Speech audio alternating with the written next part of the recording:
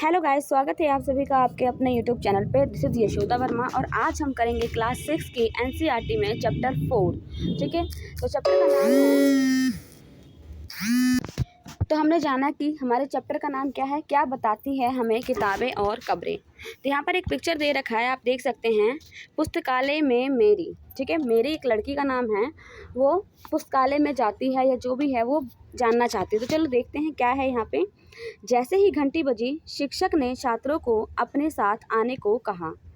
आज वे पहली बार पुस्तकालय जा रहे थे। मैरी ने देखा कि पुस्तकालय उसकी कक्षा से काफ़ी बड़ा और वहाँ किताबों से भरे कई रैक थे। कोने में एक अलमारी थी जो मोटी मोटी किताबों से भरी थी। मैरी को एक अलमारी खोलने की कोशिश करते देख शिक्षक ने कहा, उस अलमारी में अलग अलग धर्मों से जुड़ी हुई कई महत्वपूर्ण किताबें हैं। क्या तुम्हें मालूम है कि हमारे पास वेदों का भी एक संग्रह है? मैरी सोचने लगी, वेद क्या हैं? चलो पता लगाएं। ठीक है, चलो यहाँ पे देखते हैं, यहाँ क्या दे रखा है कि दुनिया के प्राचीनतम साहित्यिक स्रोतों में एक। अब यहाँ दे रखा है कि दुनिया के जितने भी प्राचीनतम साहित्य हैं उसमें से एक क्या है? ऋग्वेद। ठीक है, तो चलो आजा शुरू करते हैं। शायद तुमने वेदों के बारे में सुना होगा। वेद कितने हैं? 4 हैं। कितने हैं? 4 हैं। और सबसे पुराना वेद कौन सा है? तो भैया ऋग्वेद है। सबसे पुराना वेद कौन सा है?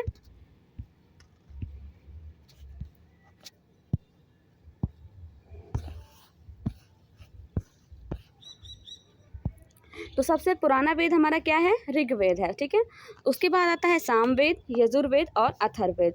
सबसे पुराने वेद जो है ऋग्वेद, जिसकी रचना कितने साल पहले हुई है? लगभग 3500 साल पहले हुई है। ठीक है, ऋग्वेद में 1000 से भी ज़्यादा ही प्रार्थनाएं हैं। यहाँ पे नोट करने वाली चीज़ें हैं जो नोट करते जाइएगा कि सबसे पुराना वेद हमारा कौन सा है? ऋग्वेद है। ठीक है, इसमें जो है 1000 से भी ज़्यादा प्रार्थनाएं हैं। इन्हें हम क्या कहते हैं? सूक्त कहते हैं। जो प्रार्थनाएं हैं उन्हें हम क्या कहते हैं? सूक्त कहते हैं। अब यहाँ पर सूक्त का मतलब जान लेते हैं। सूक्त क्या होता है? जिन्हें अच्छी तरह से बोला गया हो। ठीक है, तो हमने यहाँ क्या जाना? वेद हमारे जो है 4 प्रकार के हैं। एक है हमारा ऋग्वेद, यजुर्वेद, सामवेद और अर्थवेद। सबसे पुराना वेद हमारा है ऋग्वेद। ठीक है, और इसमें कितनी लगभग 3500 साल पहले ये वाली जो है ऋग्वेद की रचना हो चुकी है। ठीक है, सबसे पुराना वेद हमारा ऋग्वेद है और इसमें क्या 1000 से भी ज़्यादा प्रार्थनाएं हैं जिन्हें हम क्या कहते हैं? सूक्त कहते हैं। सूक्त का मतलब होता है अच्छी तरह से बोला गया। ये विभिन्न देवी देवताओं की स्तुति में रचे गए हैं। इनमें से 3 देवता बहुत ही महत्वपूर्ण हैं। वो कौन से हैं?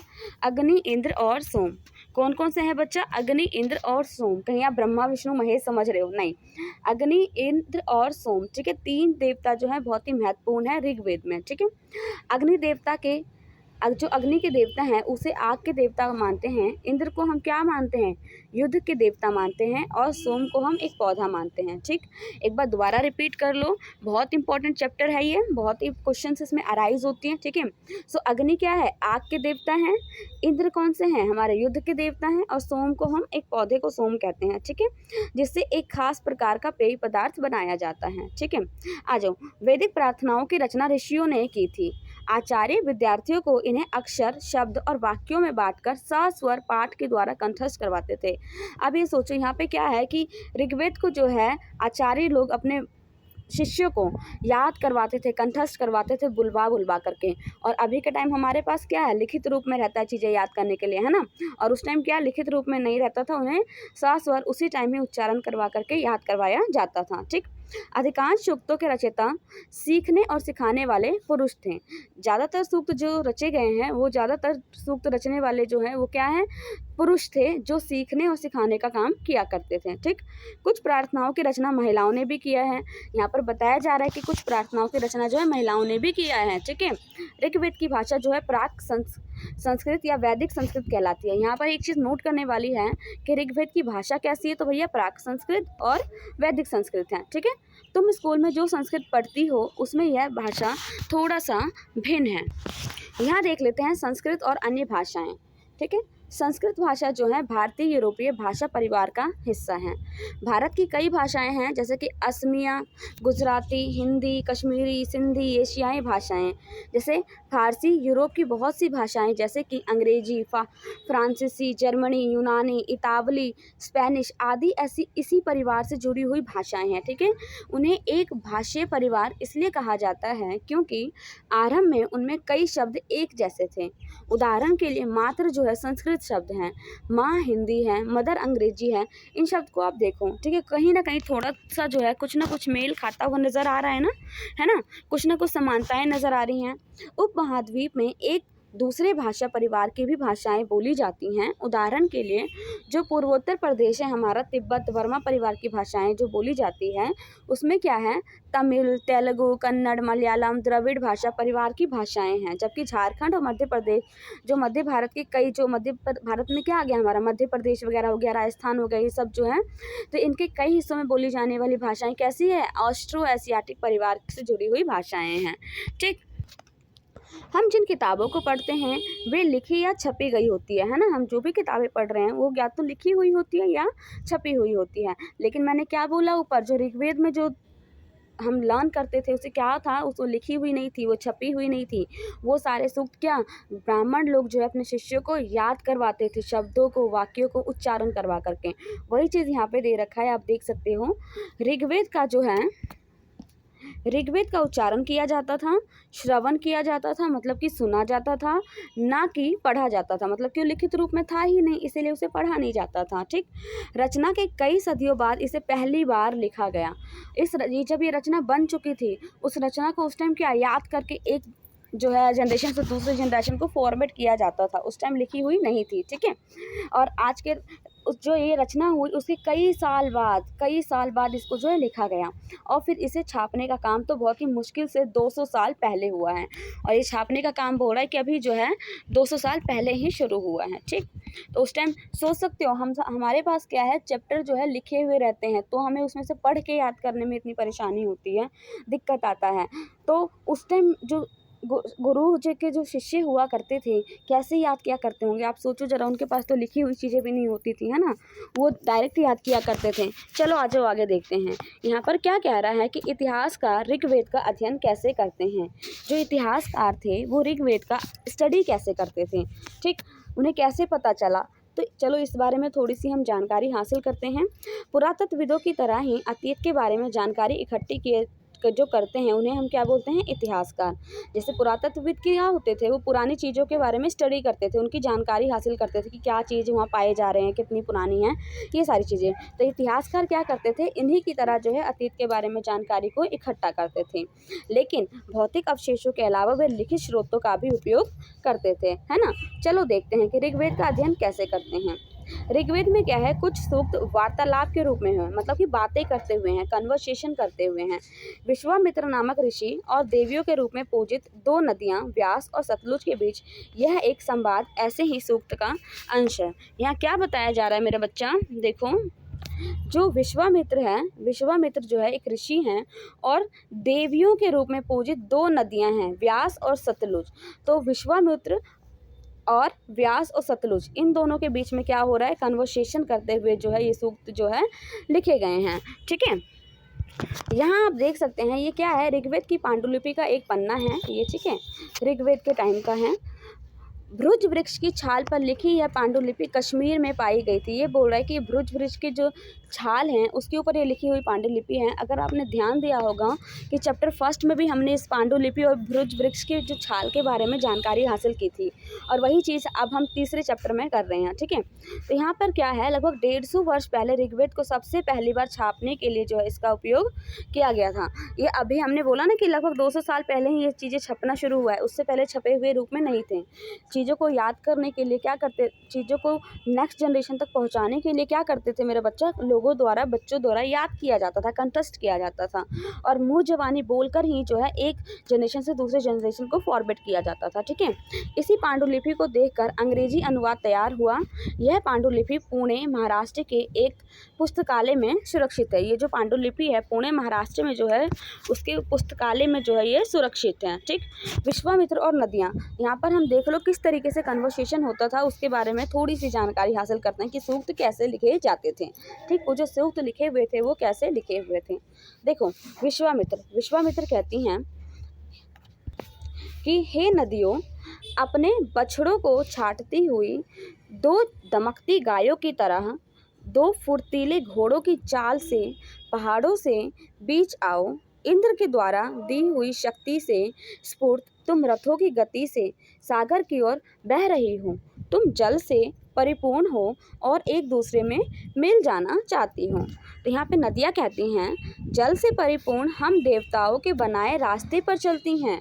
एक बार निकलने पर हमें रोका नहीं जा सकता। हे ऋषि, तुम हमसे प्रार्थना क्यों नहीं कर रहे हो? यहाँ विश्वामित्र कहते हैं कि हे बहनों, मुझे गायक की प्रार्थना सुनो। मैं रथों और गाड़ियों सहित बहुत दूर से आया हूँ। कृपा करके अपने जल को हमारे हाथों और गाड़ियों की धुरियों के ऊपर ना उठाओ ताकि हम आसानी से उस पार जा सकें। यहाँ पर नदियाँ कहती हैं, हम तुम्हारी प्रार्थना सुनेंगे जिससे तुम सब सुरक्षित उस पार जा सको।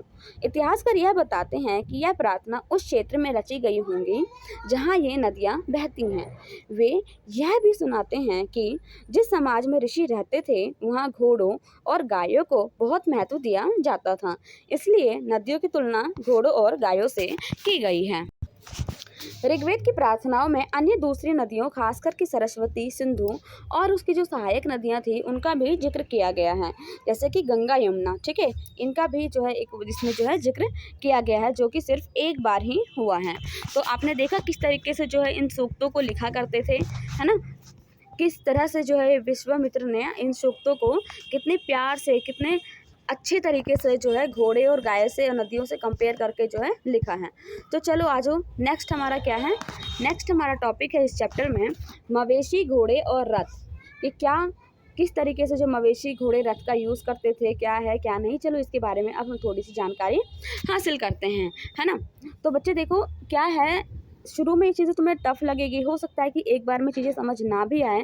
तो क्या करना, इस वीडियो को एक बार जो है नॉर्मल की स्पीड में देखना, ठीक है।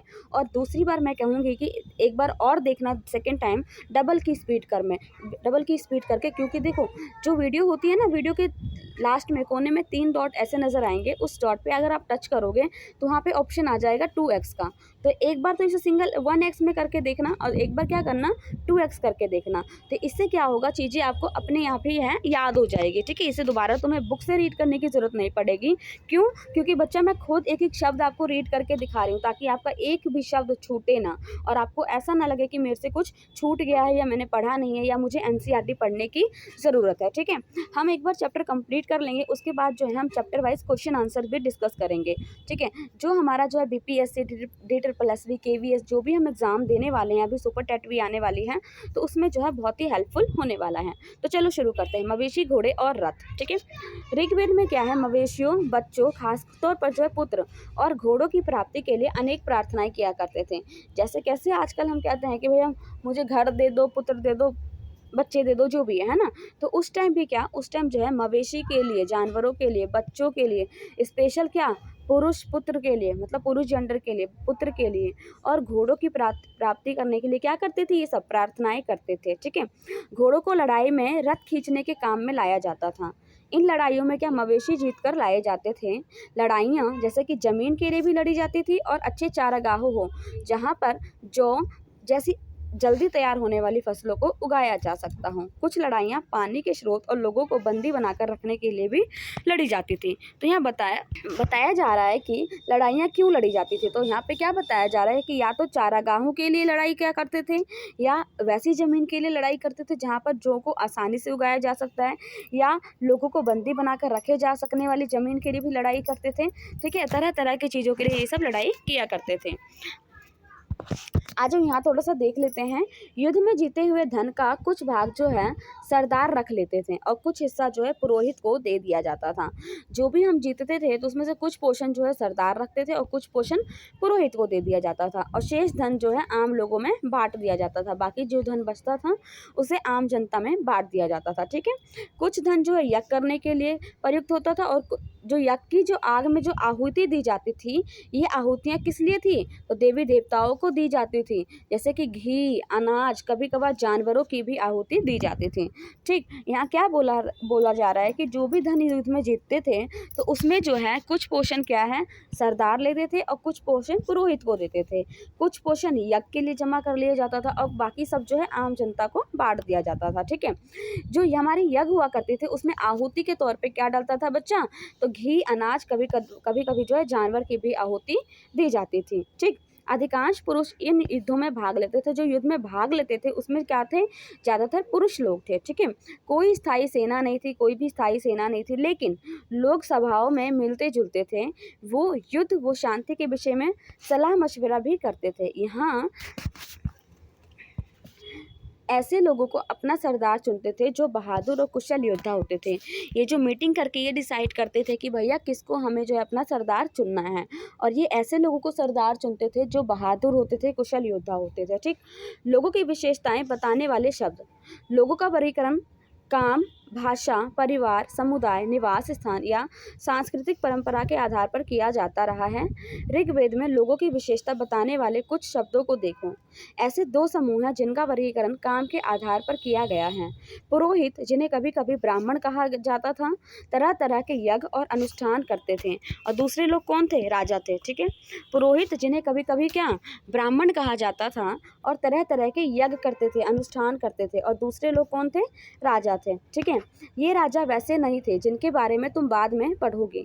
ये ना तो बड़ी राजधानियों और महलों में रहते थे और ना इनके पास सेना थी, ना ही ये कर वसूलते थे। प्राय राजा की मृत्यु के बाद इनका बेटा अपने आप ही शासक नहीं बनता था। ये बता रहे हैं कि राजा जो थे, ये देखो यहाँ जो है पुरोहित, कभी कभी जो है ब्राह्मण कहा जाता है पुरोहित को, और ये तरह तरह के यज्ञ करते थे और अनुष्ठान करवाते थे, और दूसरे लोग कौन थे, राजा। और यहाँ राजा की विशेषता बताई जा रही है कि राजा लोग जो थे, ना तो इनके पास राजधानी थी, ना महल थे, ना इनके पास सेना थी, ना कर वसूलते थे, ना ही इनकी मृत्यु के बाद जो है इनका बेटा जो है राज करता था। तो ये क्या है, राजा की विशेषता बता रहे हैं।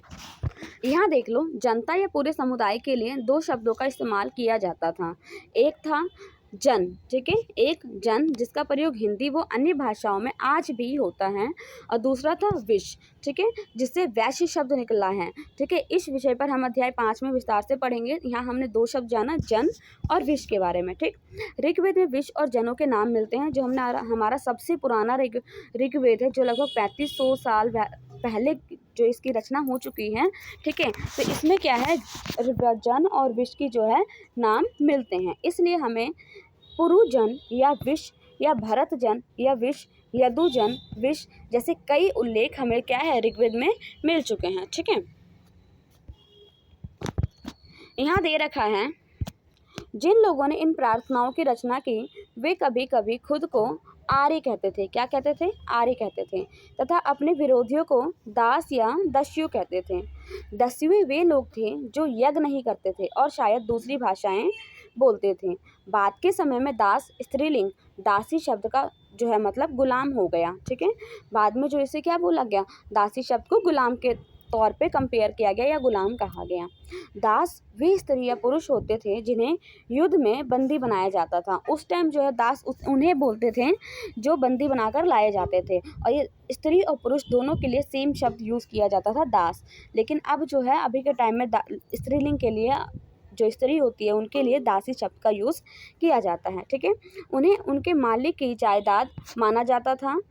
जो बंदी बना के जो लाए जाते थे लोग, उन लोगों को क्या मालिक के जो है जायदाद माना जाता था। ठीक है, जो भी काम मालिक चाहते थे उन्हें वह सब करना पड़ता था। बंदी बनाए हुए लोगों के द्वारा वो मालिक सभी काम उनसे करवाते थे। ठीक है, जिस युग में उपमहाद्वीप के उत्तर पश्चिम में ऋग्वेद की रचना हो रही थी, उसी समय दूसरी जगह पर एक अलग तरह का विकास हो रहा था। ठीक है, आज जो अब देखते हैं खामोश प्रहरी कहानी महापाषाणों की। खामोश प्रहरी कहानी महापाषाणों की। चलो देखते हैं महापाषाणों की कहानी। ठीक है, अगले पृष्ठ के चित्रों को देखो। चलो देख लेते हैं पहले क्या है चित्र। ये आप चित्र देख सकते हैं। ये चित्र क्या है, ऊपर इस तरह के महापाषाण को ताबूत शवाधान शिस्ट कहा जाता है। यहाँ दिखाए गए शिस्ट में एक पोर्ट होल बड़ा सुराग है जो शायद पत्थरों से बने हुए कमरे में जाने का रास्ता था। ये आप देख सकते हैं, ये जो सुराग दिख रहा है तो ऐसा माना जाता है कि जो है ये सुराग है जो कमरों में जाने के लिए रास्ते का काम करते थे। ठीक है, आज वो पहले वाले स्लाइड पे आ जाते हैं। अगर मेरी स्पीड ज़्यादा तेज़ लग रही हो तो आपसे रिक्वेस्ट है कि इसे जो है थोड़ी स्पीड कम करके आप देख सकते हो। ठीक है, यहाँ जो 3 डॉट होते हैं उसे टच करोगे आपको स्पीड आ जाएगा स्पीड के ऑप्शन में, तो आप स्पीड जो है अपने अकॉर्डिंग कम ज़्यादा कर लेना। ठीक है, मेरी स्पीड थोड़ी हाई है, मैं समझती हूँ कि मैं इसे धीरे नहीं बोल पाती हूँ। ठीक है, चलो आ जाओ। खामोश प्रहरी कहानी महापाषाणों की। चलो, ये शिलाखंड जो थे महापाषाण, बड़ा पाषाण मतलब पत्थर, ठीक है, नाम से जाने जाते थे। ये पत्थर दफन करने की जगह पर लोगों के द्वारा बड़े करीने से लगाए जाते थे। जहाँ पर लोगों को दफन करते थे वहीं पर इसे लगाए जाते थे। महापाषाण कब्रें बनाने की प्रथा लगभग 3000 साल पहले शुरू हुई। यह प्रथा दक्कन, दक्षिण भारत, उत्तर पूर्वी भारत और कश्मीर में प्रचलित थी। तो ये जो हमारी प्रथा थी जैसे कि कब्रें बनाने की या फिर कहते हैं डेड बॉडी को, शवों को उसमें दफनाने की, तो कहाँ कहाँ ये प्रचलित थी? तो दक्कन में, दक्षिण भारत में, पूर्वी भारत में और कश्मीर में ये चीज़ें प्रचलित थी। ठीक है, कुछ महत्वपूर्ण महापाषाण पुरा स्थल मानचित्र 2 में दिखाए गए हैं। चलो देख लेते हैं उससे भी। और कुछ महापाषाण जो है ज़मीन के ऊपर ही दिख जाते हैं, कुछ महापाषाण ज़मीन के भीतर भी होते हैं। यह बता रहा है कि हमारे पास जो महापाषाण है कुछ ज़मीन के ऊपर होते हैं, कुछ ज़मीन के भीतर होते हैं। तो यही चीज़ें बताने की कोशिश की जा रही है। ठीक है, आ जाओ। कई बार पुरातत्वविदों को गोलाकार सजाए हुए पत्थर मिलते थे। गोलाकार जैसे ये मान लो गोल है तो इसके पीछे, इसके पास जो है आसपास जो है तरह तरह के पत्थरों को सजाकर रखते थे। तो ऐसे भी कई चीज़ें मिली हैं पुरातत्वविदों को। कई बार अकेला खड़ा हुआ पत्थर भी मिला है, कई बार ऐसे अकेला खड़ा हुआ भी पत्थर मिला है, ऐसे जो आप देखते हो, है ना। ये जो है एकमात्र प्रमाण है कि ज़मीन के नीचे कब्रों को दर्शाने का। अब ये बोल रहे हैं कि जैसे कि मान लो कई बार होता है कब्र, फॉर एग्जांपल इसी को देख लो, अगर ये मान लो कब्र है, ठीक है, तो इसके चारों ओर क्या है, पत्थरों को सजा रखा है, तो इससे हमें पता चल रहा है कि भैया ये कब्र है। और कई बार क्या होता है कि ऐसे करके लगा देते हैं, जैसे कि हम मूवी में देखते हैं ना, तो ये भी हमें बताया जाता है कि हाँ भैया इसके नीचे जो है इनका कब्र है। या फिर कई बार क्या होता है इसमें नाम भी अंकित कर देते हैं कि भैया इस बंदे की है, फला बंदे की है ना। तो ये हमारे क्या है, ये बताने की कोशिश कर रहे हैं कि भैया ज़मीन के नीचे कब्र रहा करते थे उस टाइम। ठीक, महापाषाणों के निर्माण के लिए लोगों को कई तरह के काम करने पड़े। हमने जो कार्यों की सूची बनाई है उन्हें क्रमबद्ध करना है। कैसे? खड्डे खोदना, शिलाखंडों को ढेर कर लाना, बड़े पत्थरों को तराशना और मरे हुए को दफनाना। तो क्या कह रहा है? गड्ढे खोदना, शिलाखंडों को ढो कर लाना, बड़े पत्थर को तराशना और मरे हुए को दफनाना। इन सब को कब्रों में कुछ समानताएं हैं। सामान्यतः मृतकों को खास किस्म की मिट्टी के बने बर्तन के साथ दफनाया जाता था, जिन्हें काले काले मिट्टी के बर्तन, ब्लैक एंड रेड वेयर के नाम से भी जाना जाता है। अब यहाँ क्या कह रहा है कि जो शव थे उसके साथ जो है मिट्टी के बर्तन को भी दफनाया जाता था, जो ब्लैक एंड रेड वेयर के नाम से जाना जाता है। ठीक, इनके साथ ही मिले हैं लोहे के औजार और हथियार। और शवों के साथ देखा गया है कि लोहे के औजार और हथियार, घोड़े के कंकाल और समान तरह के पत्थर और सोने चांदी और गहने भी मिले हैं। तो मैंने जो है हमने चैप्टर फर्स्ट पढ़ा था, चैप्टर सेकंड पढ़ा था, उसमें भी हमने देखा कि क्या जब लोग मरते थे तो उनके साथ क्या उनकी पसंदीदा चीज़ें दफना दिया जाता था। जैसे कि हमने देखा था कि एक शव के साथ जो है हमें बकरी का शव भी मिला है, बकरी की कंकाल भी मिले हैं, है ना। तो ऐसा माना गया होगा कि भैया उस बंदे को जो है बकरी खाना पसंद होगा या बकरी से उसे प्यार होगा, तो ऐसा माना गया कि मरने के बाद भी उनकी ज़िंदगी होती है और उस समय जो इनकी जब ज़रूरत पड़ेगी तो इसीलिए ये चीज़ भी दफना दिया जाता है। तो यही चीज़ यहाँ पर भी कहने की कोशिश की जा रही है कि जो ये जो कब्र मिले हैं, कब्रों के साथ क्या लोहे के औजार, हथियार, घोड़े के कंकाल और समान तरह के पत्थर और सोने के गहने भी साथ में मिले हैं। तो इसका मतलब क्या है कि भैया इनके साथ जो है कहीं ना कहीं इनकी पसंदीदा चीज़ें भी दफनाई गई हैं। चलो यहाँ पर देख लेते हैं कि महापाषाण कब्रों से मिले लोहे के सामान। ये देखो महापाषाण कब्र जो थे उससे हमें जो लोहे के सामान मिले हैं, और बाईं और घोड़े के लिए सामान नीचे बाईं और कुल्हाड़ी, नीचे एक कटार। देखो ये कटार दे रखा है, ये कुल्हाड़ी दे रखा है, ये जो है घोड़े के लिए सामान है और ये क्या है लोहे का कुछ सामान है जो कब्र के साथ जो हमें मिला है ना। तो ऐसा अज्यूम किया जाता है कि भैया देखो मरने के बाद तो हमें इन सब चीज़ों की ज़रूरत है नहीं, लेकिन जिन्होंने ये चीज़ दफनाया है तो उनको ये लगता होगा कि भैया मरने के बाद भी इनको इन चीज़ों की ज़रूरत पड़ेगी, तो ये चीज़ दे देते हैं कि भैया वो जब उनको ज़रूरत पड़ेगी तो वो अपने अकॉर्डिंग इसका यूज़ कर लेंगे। चलो आ जाओ, यहाँ देखते हैं लोगों की सामाजिक असमानताओं के बारे में पता करना। लोगों की सामाजिक असमानताओं के बारे में पता करते हैं।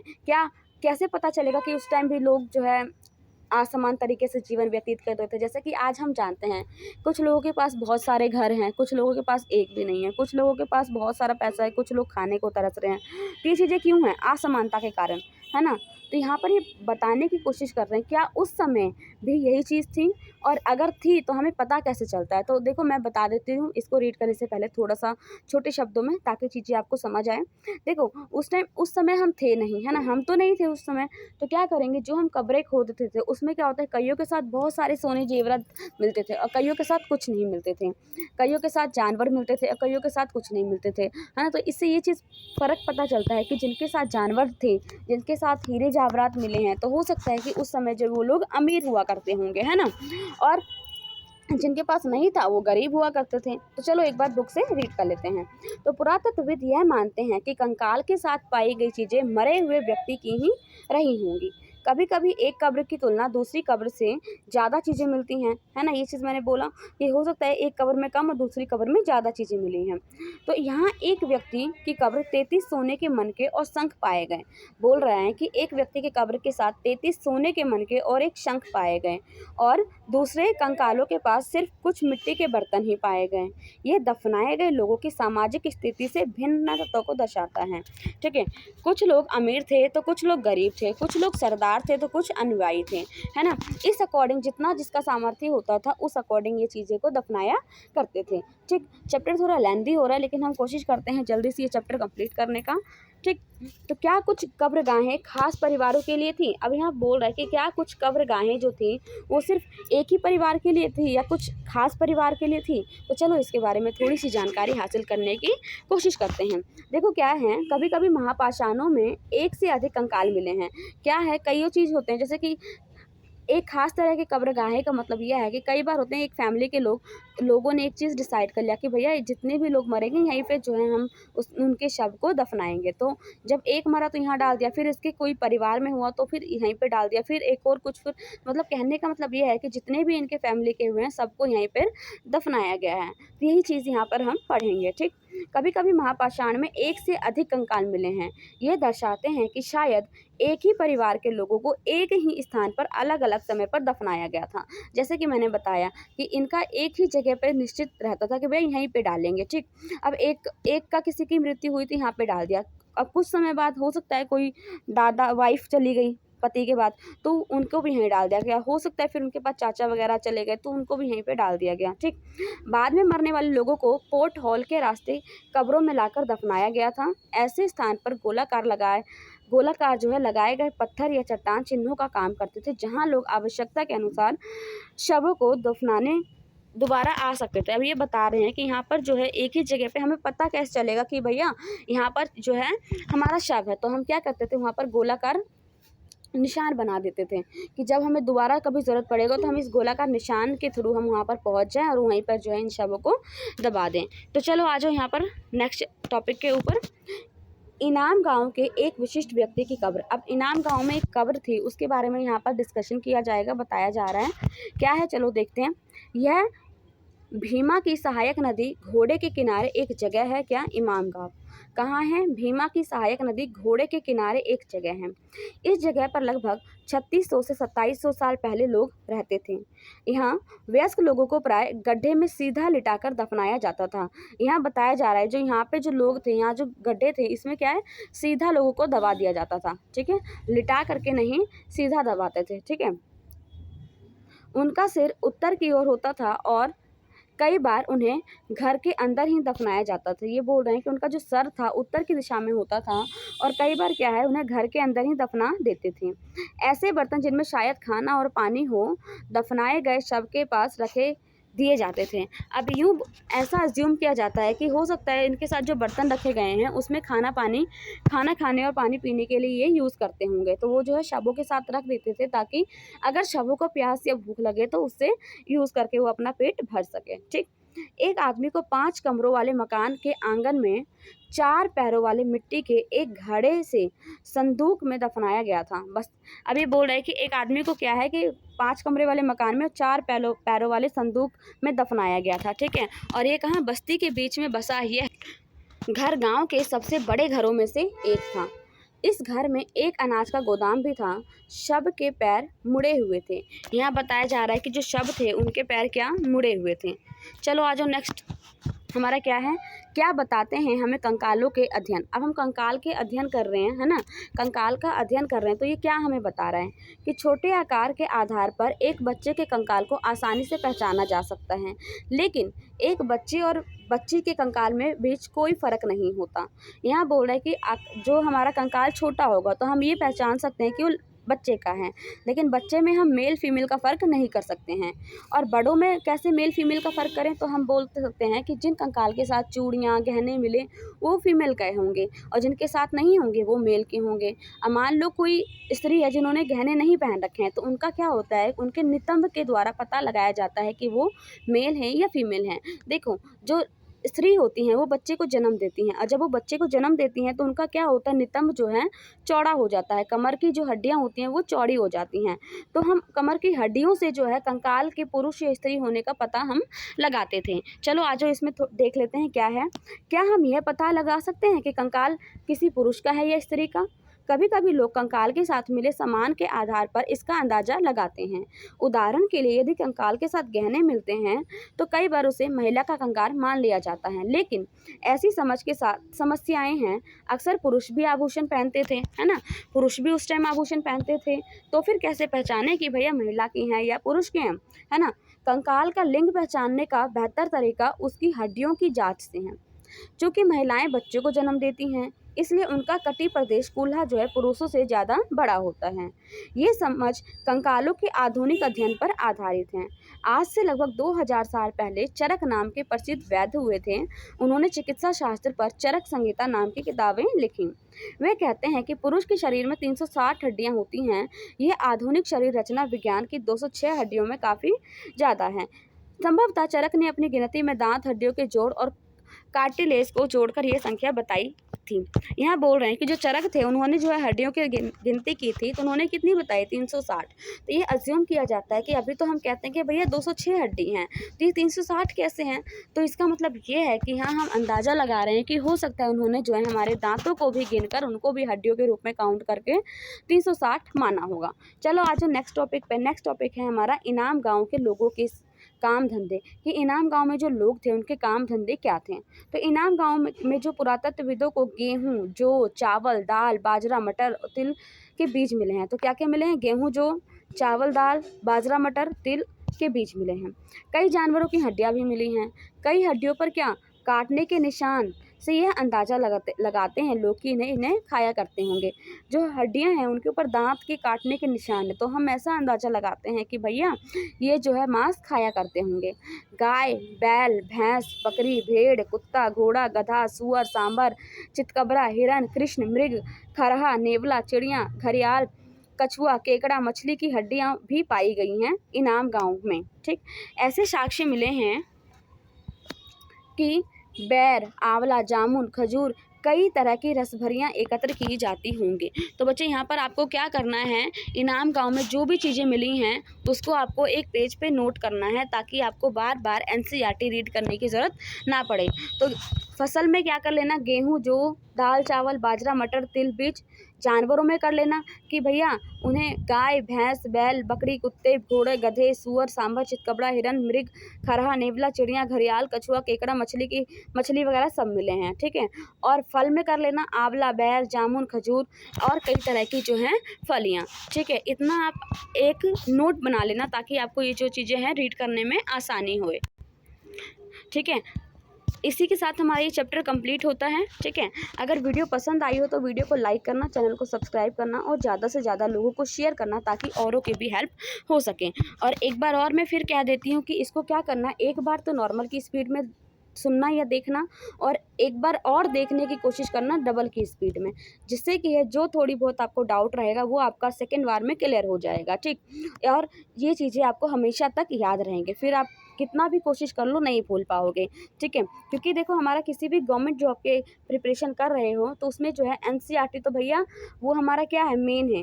एनसीईआरटी कह लो नीम है, हमारा नीम का काम करता है। जो हम मकान बनाते हैं तो सबसे पहले नीम देते हैं ना, तो नीम का काम करता है, जड़ों का काम करता है। तो सबसे पहले हमें एनसीईआरटी पे अपनी पकड़ बनानी पड़ेगी। जब हमारा जड़ मजबूत होगा, नीम मजबूत होगा तो हमारा जो है किसी भी एग्जाम को हम इजीली क्रैक कर लेंगे, ठीक है। ये तो देखो 6 की एनसीईआरटी है तो 6 हमारा बेस है, ठीक। 6 हमारा बेस है। जब तक हमारा बेस कंप्लीट नहीं होगा, बेस अच्छा नहीं होगा, तब तक हम आगे कुछ भी नहीं कर पाएंगे। तो चलो अगर इसी के साथ मैं वीडियो एंड करती हूँ, मिलते हैं नेक्स्ट वीडियो में। इस नेक्स्ट वीडियो में हम नेक्स्ट चैप्टर करेंगे। Till then have a nice day. Thanks for watching my video.